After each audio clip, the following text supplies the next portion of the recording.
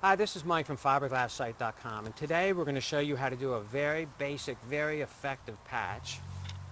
And what we're going to use is 10-ounce fiberglass cloth and epoxy resin. The reason that we're going to use epoxy resin is that polyester resin is great for making things and laminating wood, but it's not a bonding agent.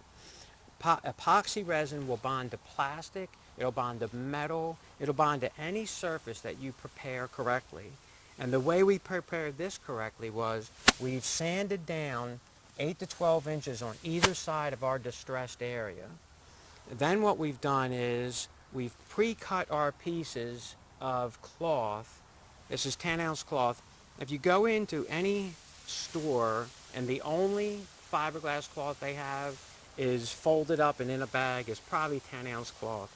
But folding it ruins it. So when we ship our cloth, we always ship it on a roll, and you can see how beautiful that is, and it comes to you in good condition. The shipping might be just a little bit slightly higher, but you end up getting your cloth in perfect condition. We don't shove it in a box, fold it up, and ruin it. So you have your distressed area. You cut your first piece out just big enough to cover your distressed area. You put down resin first on it, then you cover your distressed area with the cloth, put more epoxy resin on top of it, put your second piece on top of it. The second piece is slightly longer and slightly wider, and the third piece is slightly longer and slightly wider. The principle of doing it that way is that the epoxy resin and the cloth are adhering at 3 different places, and if you have enough resin and enough space, you can do four different layers, and you want to do them all at the same time because epoxy works better that way. And so the principle is, if the first patch fails, the second patch will take over. The second patch fails, the third patch will take over, and you get strength.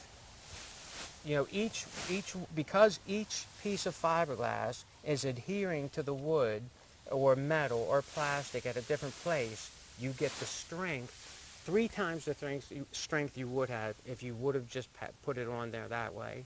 This is called a laminating roller. They're not very expensive, and the reason I was going back and forth like that is there were air bubbles and creases.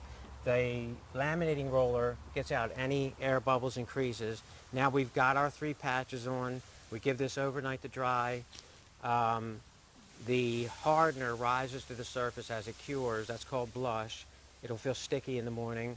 Wipe that off with hot water 2 or 3 times, and the blush is gone. Then if you need to, you can sand it. If you need to gel coat it, you really got to get that blush off there.